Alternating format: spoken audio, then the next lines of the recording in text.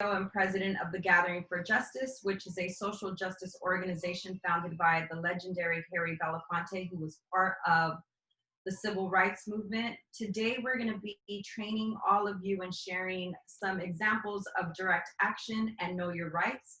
And so I want to bring on my co-facilitators to introduce themselves, Brea, Baker, and Tami.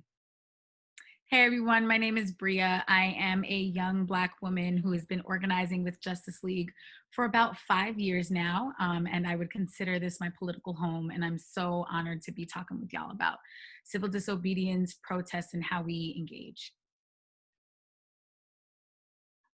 Hi everybody, I'm Dr. Tami Lee. I am a proud member of Justice League New York City. I'm also a professor of law and labor and social movements at Rutgers. And I'm a member of the National Lawyers Guild, and we're a group of activist lawyers, the first integrated bar association ever during the Jim Crow period. And we'll talk to you a little bit later about your rights during direct action. Thank you, Tami. Thank you, Brea, for introducing yourself. So I will give you a brief introduction of myself. I am not only the CEO and president of the Gathering for Justice, I'm also the co-founder of Justice League NYC, which is our rapid response arm in the organization, and have 25 years of organizing, doing civil disobedience, direct action, as well as working within the system and also out of the system. So playing the inside-outside game to make sure that our demands are met when we put them out, whether it's a protest, whether it's a march. And so today we're going to be sharing with you some of these tactics. We're going to be talking about our ideology, which is Kingian nonviolence, as well as this is in preparation for our march this weekend that is happening in New York City, which is called Stolen Lives, Looted Dreams, #the Take Back. So we hope that you can share this widely with as many people, and please join us on Saturday. There will be details shared later in the training and the conversation with all of you. But I just wanted to share with you just the history of Kingian nonviolence, which is the ideology of the Gathering for Justice. Again, I shared earlier that Harry Belafonte walked with Dr. King. He was a comrade of Dr. King, and our organization is in continuation of that legacy. And so Kingian nonviolence is a training curriculum that was put on by Dr. Bernard Lafayette and David Jensen. It was created out of the teachings of Dr. Martin Luther King Jr. and the organizing strategies of the civil rights movement based on a conversation that took place just hours before Dr. King's assassination. And so you all know Kingian nonviolence is a philosophy and a methodology that provides the knowledge, skills, and motivation necessary for people to pursue peaceful strategies for solving personal and community problems. This approach is critical for the epidemic of violence, and also mistaken for being simply the absence of or the opposite of violence. Nonviolence, rather a systemic framework of both conceptual principles and pragmatic strategies to reduce violence and positive peace at the personal, community, national, and global levels. You may have other ideologies that you practice, and so we also welcome those to be part of the conversation, but as of right now, we're just going to be focusing on Kingian nonviolence. And so I'm going to go ahead and let Brea take it away so that she can introduce some of the 6 principles that are used within the ideology. Thank you so much, Carmen, for that overview. And I just think it's so important that we remember that nonviolence is a discipline and it's a strategy of how we achieve our goals. And so when people are talking about this in media and lumping nonviolence to just be the absence of violence, it discredits the work that has been done. So thank you, Carmen, for introducing Kingian nonviolence to me. And it's definitely been so important for me being an intentional activist. So as Carmen mentioned, there are 6 principles, and Tami and Carmen, feel free to jump in if you want to elaborate on any of these, but I'm just gonna start off by reading them out. Principle 1, nonviolence is a way of life for courageous people. It is a positive force confronting the forces of injustice and utilizes the righteous indignation and spiritual, emotional, and intellectual capabilities of people as the vital force for change and reconciliation. Principle 2, the beloved community is the framework for the future. And I know that people use the term beloved community a lot especially when they're quoting Dr. King. And so knowing that that comes from principle 2 is important. And when Dr. King talks about a beloved community, he's talking about the nonviolent concept as an overall effort to achieve a reconciled world. And just the reality that we need to raise the level of relationships among people to a height where justice prevails and where everyone is permitted to use their full human potential. Principle 3, which is definitely Carmen's favorite, attack forces of evil, not people doing evil. And this doesn't mean that we aren't going to participate in strategic actions like bird dogging and things like that, but just to say that the nonviolent approach helps us analyze the fundamental conditions, policies, and practices rather than reacting solely to opponents and their personalities. So for example, when we were the fiscal sponsor in Housing Women's March, it was really important to us that people were not showing up just to protest Trump, but recognizing that this was a system that existed well before he was in office and will exist well beyond his office if we don't take active anti-racist stances. Principle 4, accept suffering without retaliation for the sake of the cause to achieve a goal. Self-chosen suffering is redemptive and helps the movement grow in a spiritual as well as a humanitarian dimension. The moral authority of voluntary suffering for a goal communicates the concern to one's own friends and community as well as to the opponent. This is especially critical for allies who are looking to put their body on the line. It's important that you don't take only that you don't only take optical forms of allyship, but that you really serve as what Carmen calls an accomplice or a co-conspirator, and really putting yourself on the line with people who for them, this is their everyday lives. We are getting to the end. We have 2 more. Principle 5, avoid internal violence of the spirit as well as external physical violence. This one has been the most critical one for me because to believe in nonviolence is to be intentional with your words and to put out the energy that you want to receive. The nonviolent attitude permeates all aspects of the campaign and provides a mirror-type reflection of the reality of the condition to one's opponent and the community at large. Specific activities must be designed to maintain a high level of spirit and morale during a nonviolent campaign. And we're going to talk about this a little bit later when we come to chants and songs, but as was referenced in Principle 1, it's important that we utilize every aspect of our culture, of our beings, of who we are when we show up to these rallies. And that includes doing things that keep our spirits up, that keep us optimistic about the change that we can create. And lastly, Principle 6, the universe is on the side of justice. Truth is universal, and human society and each human being is oriented to the just sense of order of the universe, which basically just means that hate is taught and we aren't born in that way. The fundamental values in all of the world's great ideologies include the concept that the moral arc of the universe is long, but it bends towards justice. For the nonviolent practitioner, nonviolence introduces a new moral context in which nonviolence is both the means and the ends. The principles of Kingian nonviolence can be used across the board, especially in restorative justice, which is what we at the Gathering for Justice engage in, which believes that we all are deserving of redemption, we are all deserving of grace, and we all are deserving of justice. Back to you, Carmen. Thank you so much for that, Brea. I think that gives everybody an overview of the 6 principles of nonviolence, but also when you're using this ideology, there are 6 steps of nonviolence that you could take. And so I'm going to go ahead and go through each one of them. And this is really important for your campaign. So when you are grounded in the ideology and you train people in the 6 principles of nonviolence, you're going to want to take these 6 steps in order to identify what is needed in order to achieve your goal.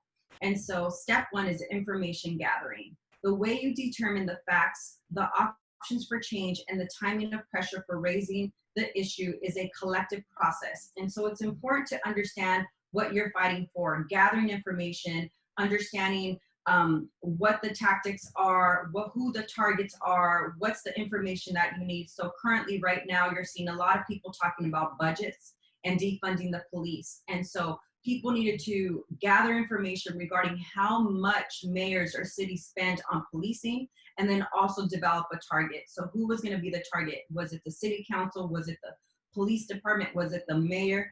So really understanding that is what helps you achieve a campaign.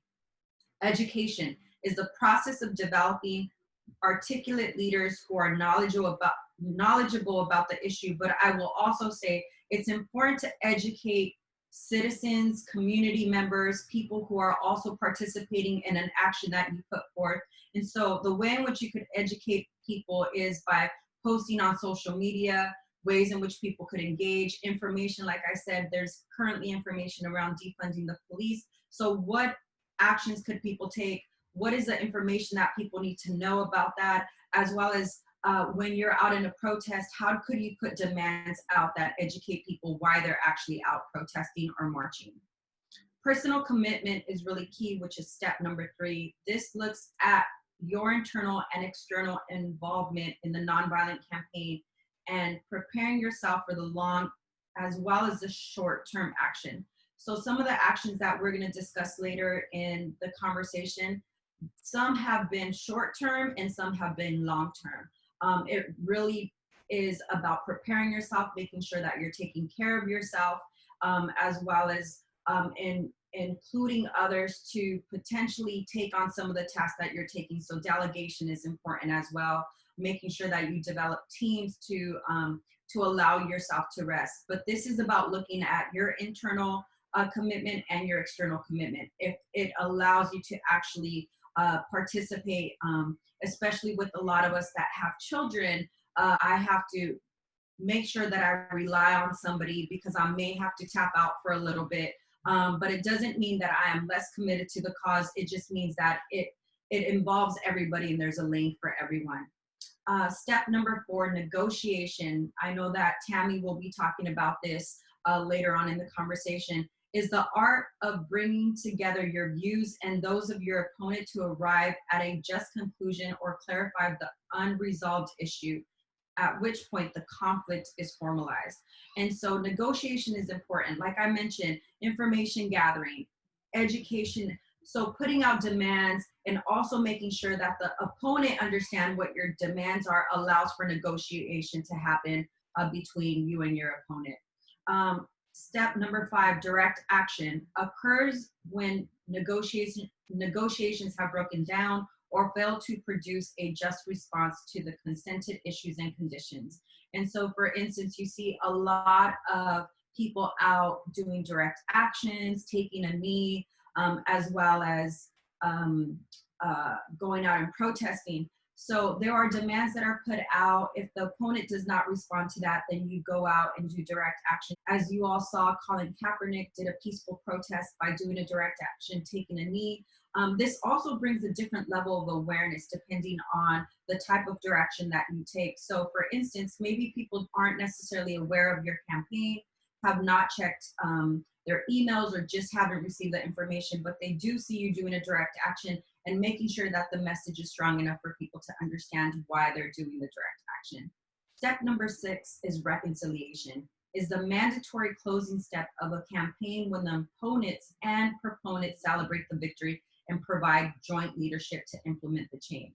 And so I've done this in the past in some of my violence prevention work where we were able to have some reconciliation conversations. It's important in any type, not just in direct action. It's also important in your workplace. It's also important to have courageous or daring discussions, to have reconciliation within your home. But this often also happens within the criminal justice system where there are people who feel they've been harmed and they're able to talk to the person that did the harming and find some form of reconciliation and closure. So I want to give it back to Tami Lee, who's going to walk us through the direct action conversation. Thank you. Thanks, Carmen. Yeah, we're going to focus a little more on what Carmen really laid out there about the role of direct action, the purpose of direct action, and this idea of a negotiation process.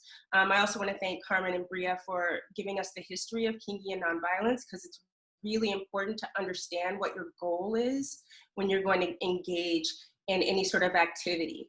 And I always like to start off with a quote from someone, and in this case, we might as well quote Dr. King and his description of the purpose of direct action and civil disobedience. And this is from the letter from Birmingham jail, which honestly, you should read every once in a while, over and over again, in order to sort of get your mind right about the kind of fights that you think are important for justice. But Dr. King said that the purpose of direct action and also of civil disobedience is to, quote, create such a crisis and foster such a tension that a community which has constantly refused to negotiate is forced to confront the issue. It seeks so to dramatize the issue that it can no longer be ignored, right? So remember, Carmen talked about this process of negotiation, and she described it as an opponent. In this case, Dr. King used the word community. It's another group, it's another body, it's another something with power, which has refused to, in this conversation you're having as a society or as two opposed groups, to negotiate to an end, which is justice, right?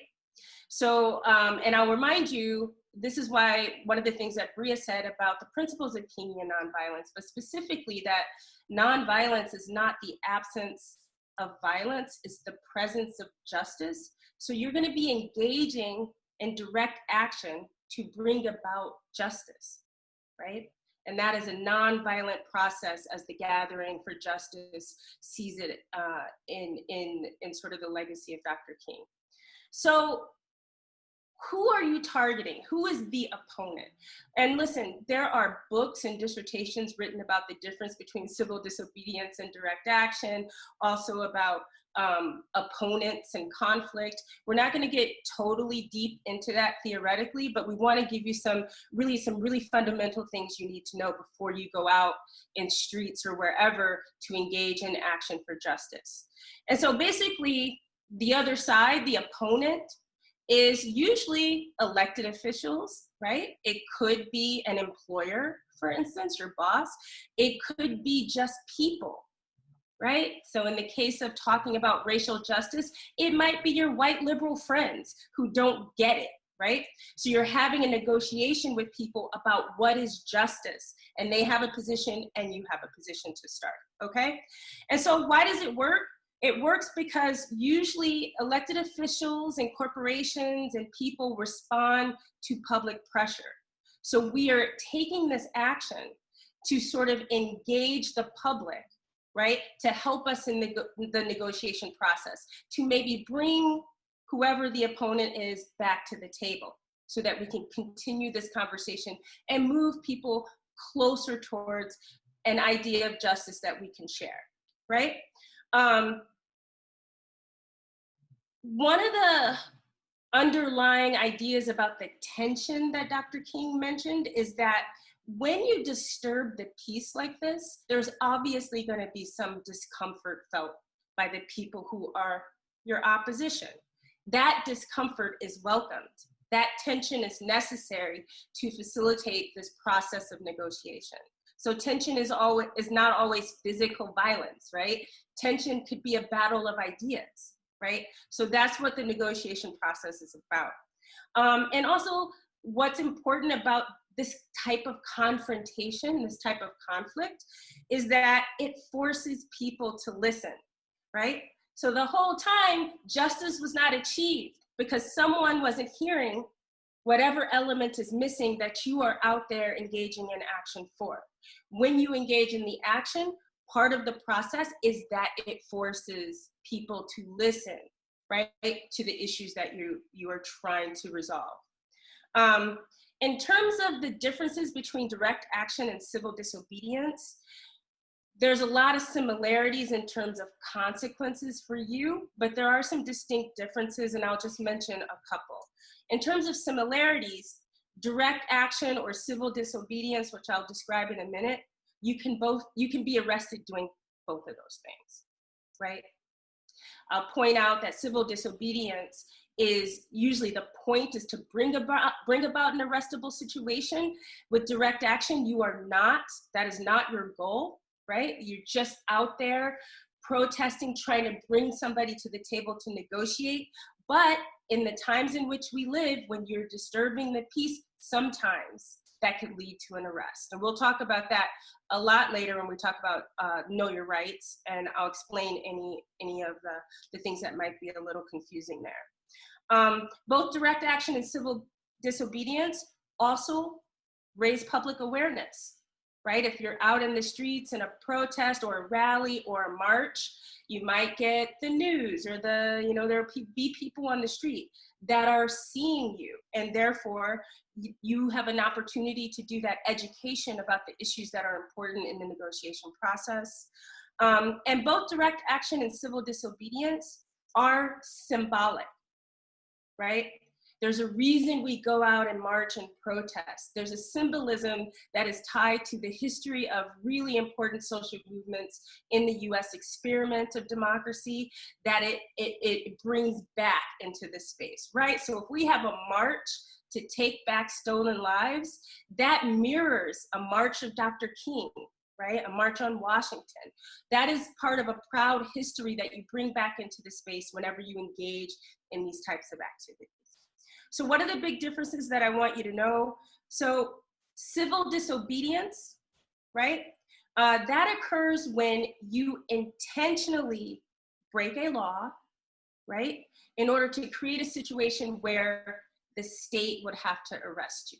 A very good example that everybody knows, right, is if we want to sit at a lunch counter during the Jim Crow era when Black people were not allowed to sit at a lunch counter.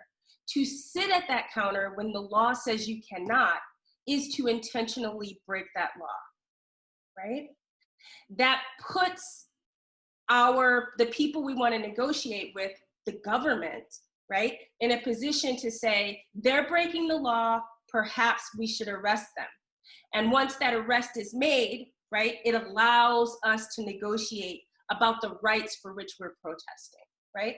So in civil disobedience, usually if you're doing this kind of action, you have thought about the possibility of arrest. You have gone through a series of things in order to keep everybody safe and make sure that you know where everybody is and you know the legal consequences before you engage in it. And that's really just to bring the dispute to the state. So the major difference between civil disobedience and direct action is civil disobedience directly engages the state. It's a challenge to the government to arrest me because I think that this law is unjust or the thing for which I'm protesting is unlawful and therefore I'm willing to be arrested to push this issue forward. Just to remind you, so civil disobedience, sort of the goal or the whole idea of it is to get arrested to make the state come to the table and talk to you. In direct action, your goal is not to be arrested. You might still be targeting government, but you're not trying to do it through police action or through the courts, okay? So with that, I think I will turn it back to Brea and Carmen. They're gonna talk to you a little bit about the kind of history of the things that we get up to. What kind of direct action does Justice League do if you wanna come join something that we might be organizing? Thank you for that, Tami. That was so informative. I just want to remind folks that direct action is one of the tactics in the overall strategy. And so as we're talking about civil disobedience or direct action, marching, there are other tactics that are also part of the strategy in order to either disrupt what's happening or to bring awareness. And so in this case, in regards to some of the things that we've done in the past within Justice League and the Gathering for Justice, we have used tactics to actually, the tactic of protest, marching, sit-ins, die-ins, things like that in order for us to achieve a broader goal. And so I'm just gonna go over some of them and then I'll let folks chime in this part of the conversation as well. We have, in the past, we've had a week of action where we actually dropped a banner inside the Barclays Center that said, "I can't breathe." And so what I want to say about that is in the past, when we were looking at marching or protesting or taking the streets, that we also had to think creatively about how we were going to get this message out to popular media or mainstream media, not popular because sometimes it's not popular. It's not really telling our stories because mainstream media was not picking up what we were doing we wanted to go somewhere to kind of disrupt, to inform people what was happening in the streets of New York City. So we were able to drop a banner in that moment. It created this awareness for the Barclay Center and the Brooklyn Nets basketball players. And so we were able to have a negotiation. They didn't want us to do a die-in. They said, they didn't feel that that was appropriate for maybe some of the people that were watching, but that they would be willing to work with us. And so we created I Can't Breathe t-shirts at 3 a.m, worked with some of our partners and our really good friends that had connections to people that were connected to the Brooklyn Nets. And so as we were having one of our protests, which was called the Royal Shutdown, which the royal family was in New York and actually attending that same basketball game where we delivered t-shirts to, we were able to share these t-shirts with the players in which they put them on during their warm-up. And so that brought a different level of attention. It also allowed protesters to feel as though basketball players or people with different types of influences were in solidarity with them. So that was something that we did. We also did our Foley Square shutdown. We did a Brooklyn Bridge shutdown, a West Side Highway shutdown where there were arrests. So a reminder, what Tami was saying, there are moments when you're breaking the law and it actually leads to an arrest. And so we were being intentional about bringing awareness to a broader scale. And so the West Side Highway arrest or shutdown was something that was able to travel across the country. So a lot of people were beginning to look at New York City and say, oh my God, what is happening there? We were able to share our demands and say, actually, this is in response to the non-indictment of Officer Daniel Pantaleo and all the officers involved in Eric Garner's death in Staten Island. We also did what was called an economic shutdown. So a lot of folks go out for Black Friday and spend money in order for them to purchase gifts before Christmas. And so we went to specific locations and shut down the economy. We shut down the dollar or the spending of the dollar in 3 major stores, which actually created an opportunity for us to have a conversation with the governor and about our 10 demands and also criminal justice reform. And another thing that we did in Justice League was a 250-mile march with 100 people that marched from New York City to DC to bring awareness to a justice package that we delivered to Congress, as well as So to powerful. awareness, yes, to also bring awareness to the unjust killings of Black people and brown people across the country. So in that time when we were marching from New York City to DC, we were in Baltimore when the announcement had been made that Freddie Gray had died. And so instead of marching directly to Washington, DC, we ended up taking our march and going to the precinct where the officers were who had killed and arrested Freddie Gray. That really sparked this national attention. So those are just some of the things that I would just share with all of you that the Gathering and Justice League have either organized or co-organized or have participated in. We've also done, die-ins in certain intersections of streets where we brought attention to shoppers that didn't know what was going on. Also, a moment of silence, or where we were saying, I can't breathe 11 times, the amount of times that Eric Garner had said, and also kneeling. So we were one of the organizations in partnership with many others that had ran a campaign, Take a Knee, to bring awareness to the peaceful protest that Colin Kaepernick had done on the football field. And so from that peaceful protest, we were able to develop Take a Knee t-shirts and deliver them to other football players. And so we delivered them to Kenny Stills, and at the time he was with the Miami Dolphins. So again, t-shirts, it's not just about direct action, but it's also messages on your t-shirts that you could share with others. And then I'll let Brea and Tami also talk about some of the hunger strikes, the bird dogging, and other ways in which we've been able to have a form of direct action. Okay, so I will just talk about two additional things that Carm didn't mention and sort of try to blend it into the context of the things we're facing in the US. My direct action experience is international, like in Latin America. So sometimes you see the stuff more there, but there have been some of these in the US, and they can be very important in prison justice. So one of those is the hunger strike.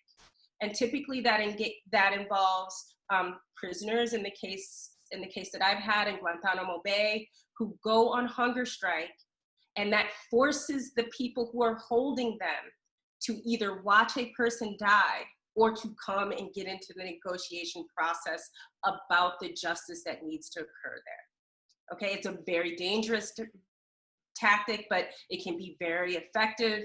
Hunger strikes can also be done in solidarity. So obviously we're not all in Guantanamo, or we're not all at Rikers or some other place, but we can, in solidarity with the prisoners, then engage in a hunger strike. The other one I want to mention, because we see it on television now, especially in the George Floyd protests, but they don't call it the term that it has officially, which is human shield. That's when you use your personal privileges to shield somebody who has less rights or who is more dehumanized than you are. So for instance, if I'm in Honduras and there are journalists who are fleeing from the government, I have a US passport. As a US citizen, I have more protections in Honduras than a journalist. I will stand, physically use your body between you and the violence, right? So if the military's on that side, I step in front of the journalist, they have to kill me if they want to kill them, right? A lesser, more US thing that we see in the news every day is like these white folks that are protesting, right, in solidarity with Black Lives Matter and for racial justice.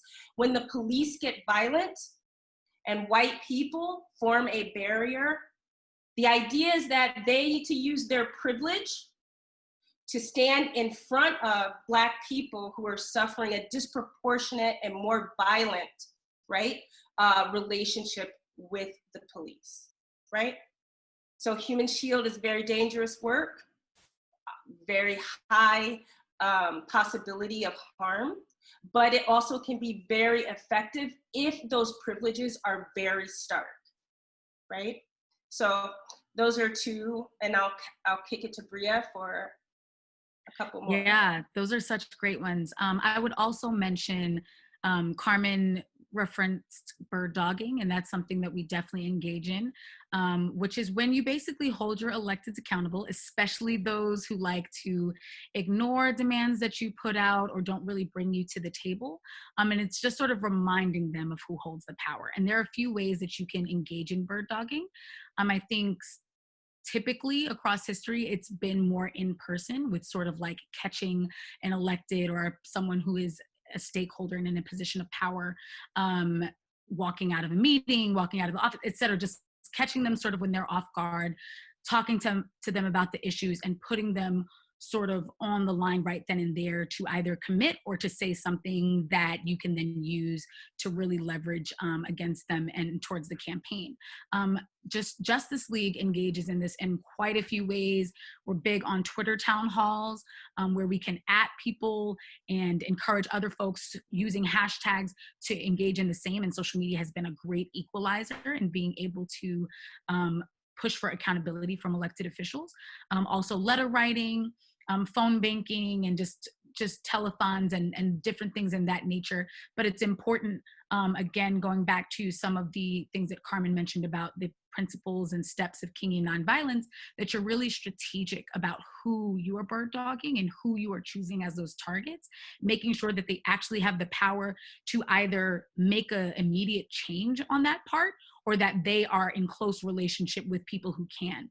And so, the worst thing you can do when trying to bird dog is to target someone who has no power in this situation, and is sort of like why did you choose me? So just be really strategic about who has the capacity to do something now, or who has the visibility that if you were to bird dog that person and that video were to get in media or to go viral, that it would have significant impacts on the campaign.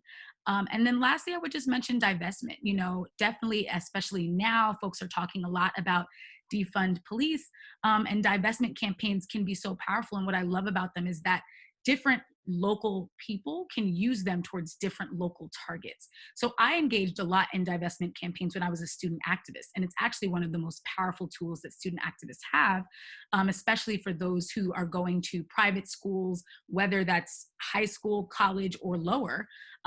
But private institutions often have very large endowments, and money is a really big power move. If you can get people to spend their money in a strategic way or divest from industries that are not serving us, it can be a really big sign to the industry that change is coming, but also it's a very immediate change. So when I was a student activist, it was all about divesting the Yale endowment from fossil fuels and for-profit prisons.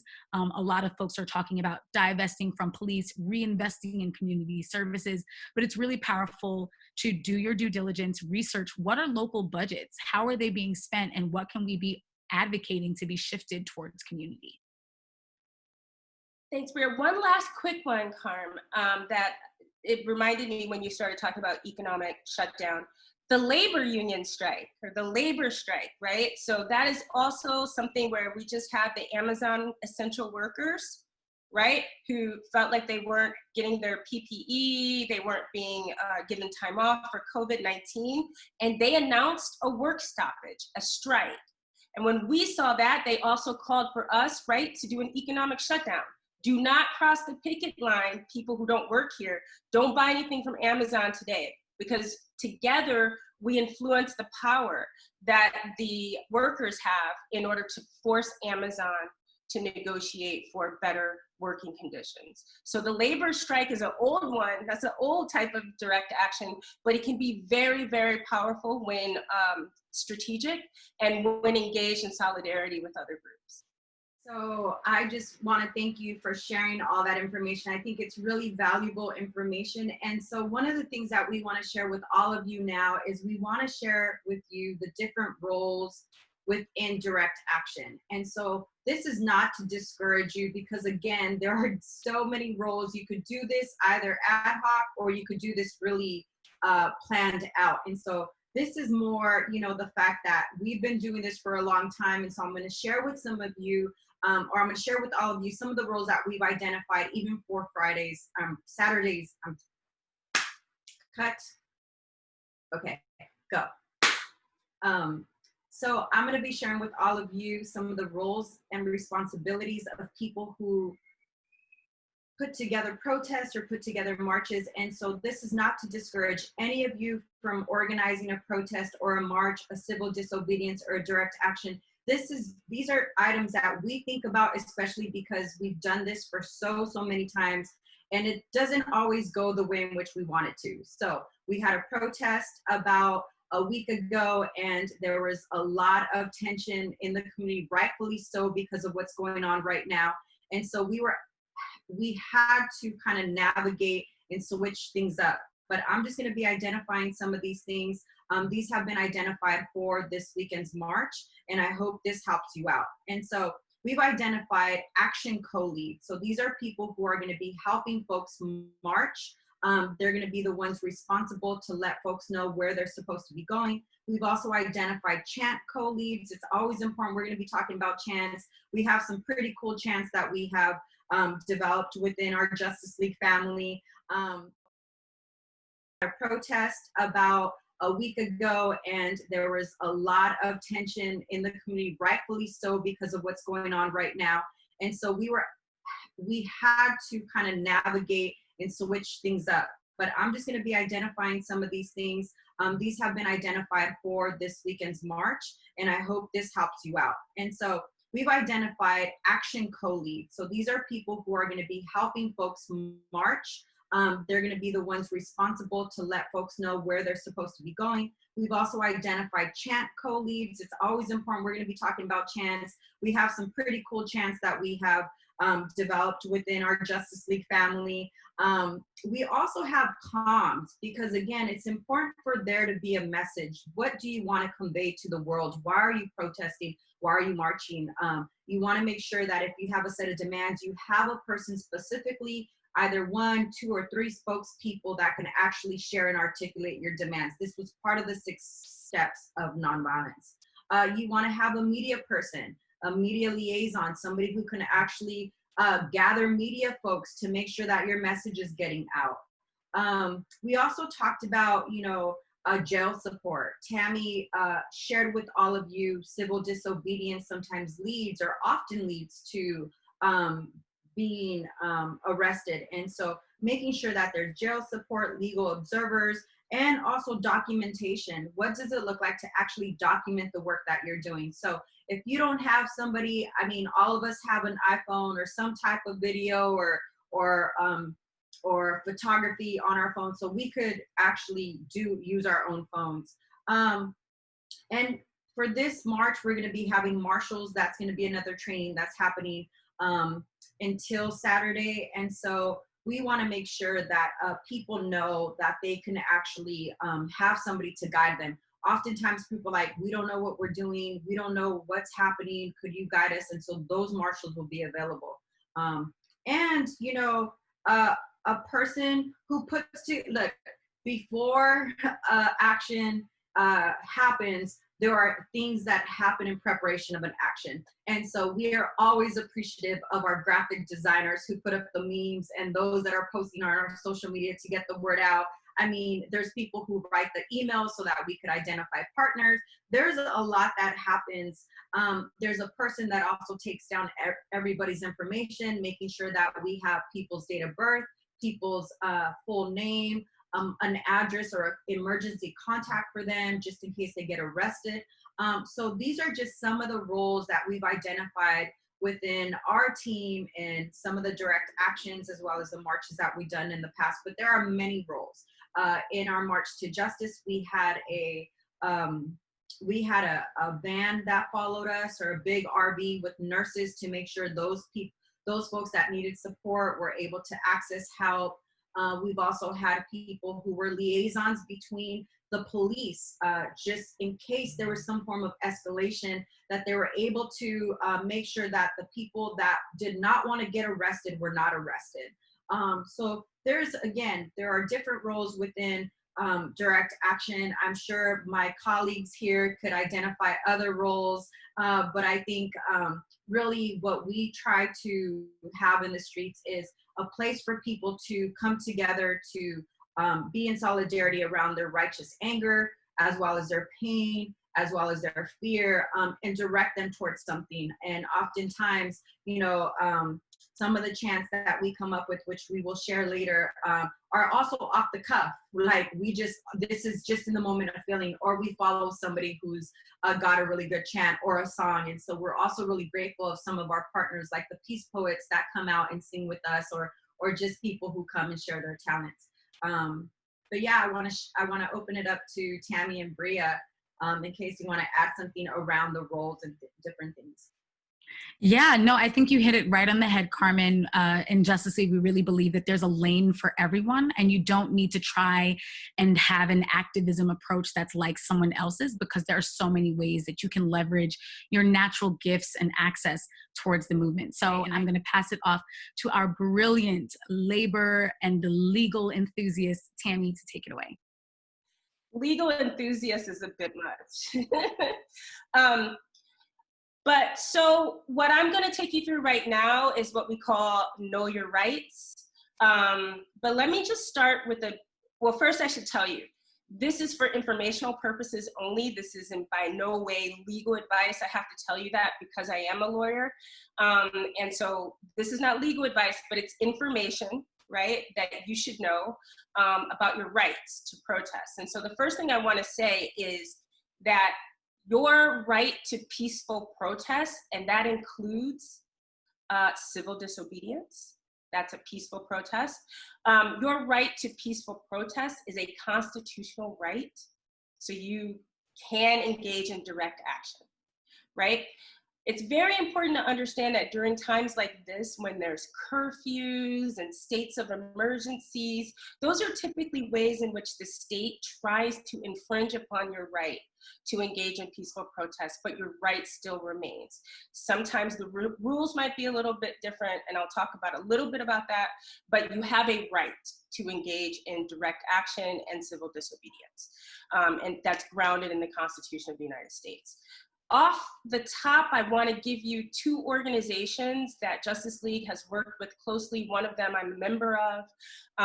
The first is National Lawyers Guild, G-U-I-L-D, Guild as in a union. National Lawyers Guild, they're at nlg.org. Also, the phone number I want to give you is 212, this is for New York, 212-679-6018. If you call that number, that will connect you to the National Lawyers Guild Mass Defense Committee.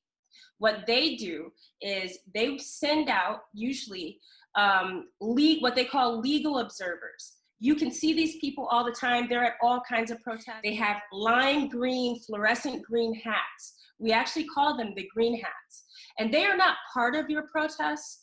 They're there as impartial legal observers to take notes on the police, what's happening at the time in case people are taken to jail or arrested, okay? And so that number, again, 212-679-6018, you can call that if you need legal support, but also if you want to talk to the Lawyers Guild about something that happened so that they can do their investigations that they need for jail support.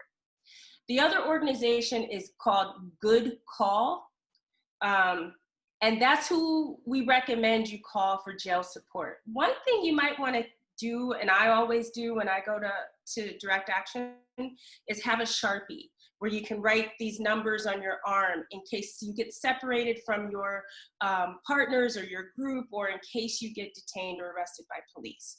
So you could write the Lawyers Guild number that I gave you, but also Good Call's number, and this is for jail support. So you get arrested and you don't have an attorney, call Good Call. Their number is 1-833-3, and then the word Good Call, right? Goodcall. 1-833-3 Good Call.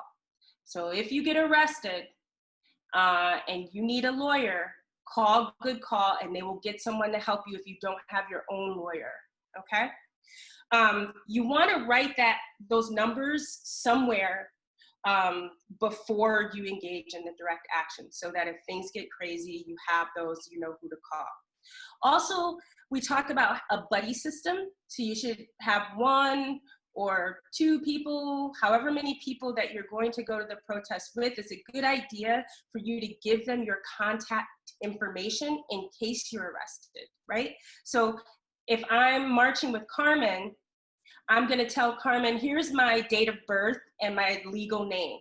In case I get scooped up by the cops, somebody knows that I'm probably in jail, and we give that information to the lawyers in order to make sure that everybody who goes to the protest eventually gets out of jail, right? So this is kind of a record that we know you were there, and if your buddy can't find you after the protest, you may be in jail. We can call them with your information, your legal name and your date of birth, right? And write that down. So right now I want to talk about what happens if we have engagement with police, right? One way that the police can engage during a protest is to make an arrest. So what should you do if the police arrest you? And I want you to just sort of listen really carefully to this, because we've had some recent changes at the Supreme Court, and it's made asserting your rights more difficult. So please listen carefully. If you're arrested by the police, you need to affirmatively say, I wish to remain silent and I wish to consult an attorney. Please say both of those things. Say them loudly, audibly, if you're being arrested.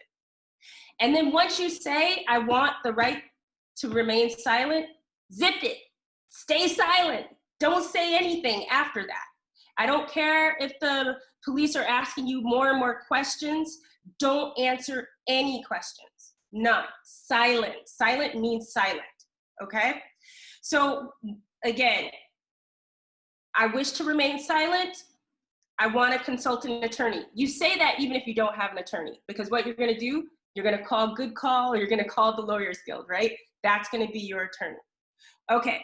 So when I said the recent Supreme Court decision that made that harder is that the Supreme Court said, listen, if you start talking after you wish to remain silent, that the police can take that as a waiver of your right to remain silent. That's really new. It's really novel. I don't think it's good law, but it's on the books now. So if you make a mistake and you start talking, just remember again to say, no, no, no. I want to remain silent and I want my attorney. You can do that again. Even if you start talking, you made a little bit of mistake, they got a little bit of information, reassert your right to remain silent, reassert your desire for an attorney. And you do that for every single officer that asks you questions. So they might do something where Officer Jim asks you questions and you say, I want my right to remain silent.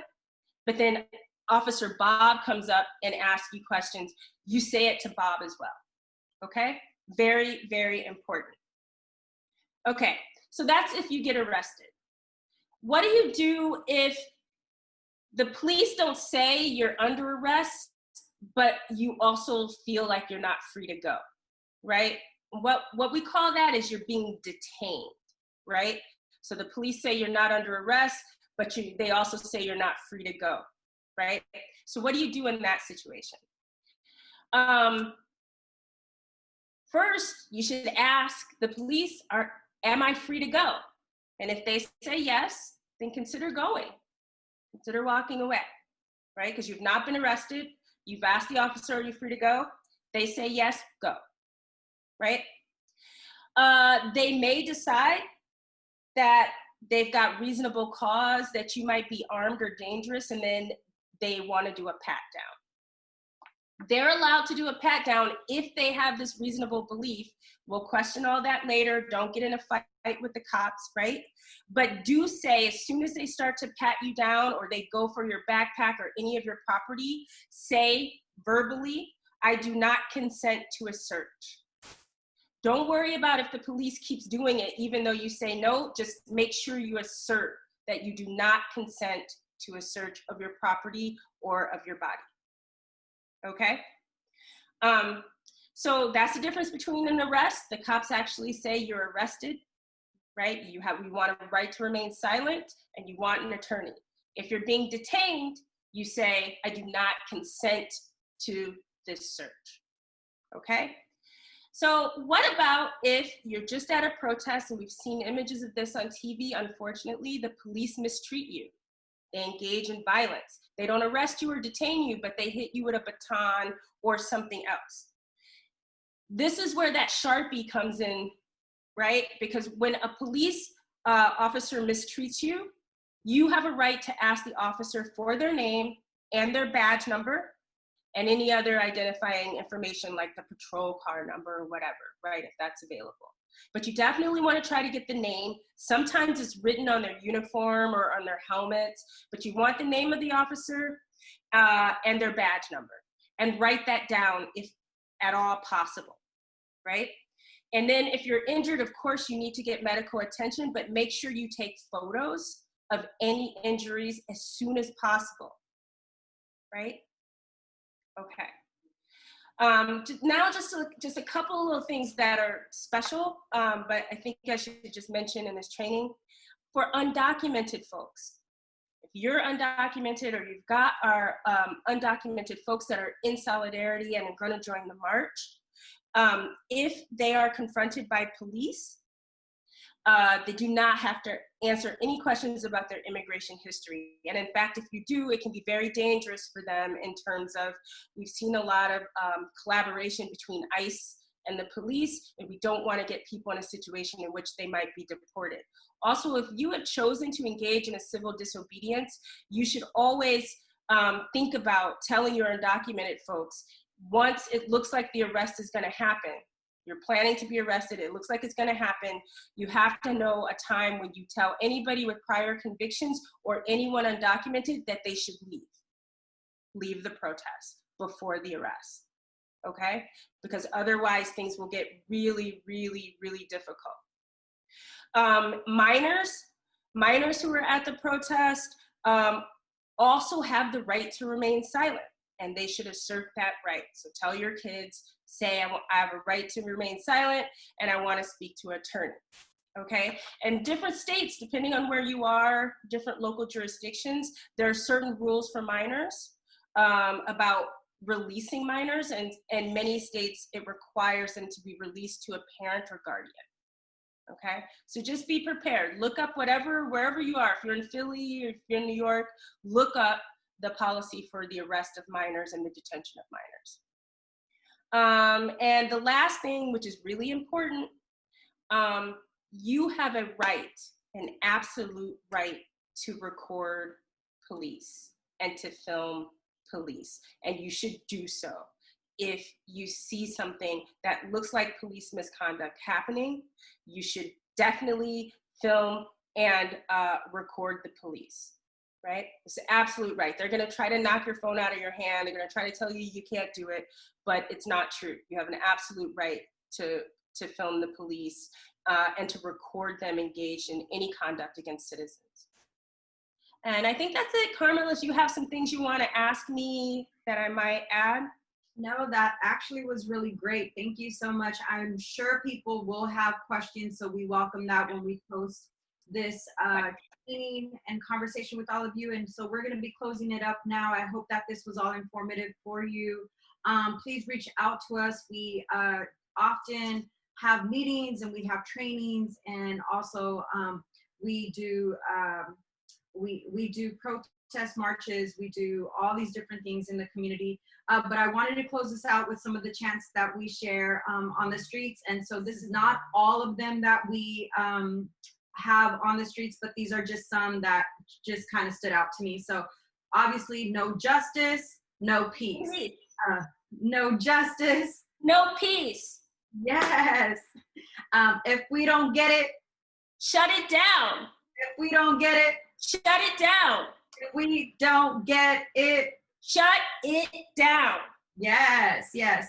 There's also a song that our good friends put together. It's called the I Can't Breathe song. Peace Poets have been singing that for quite some time.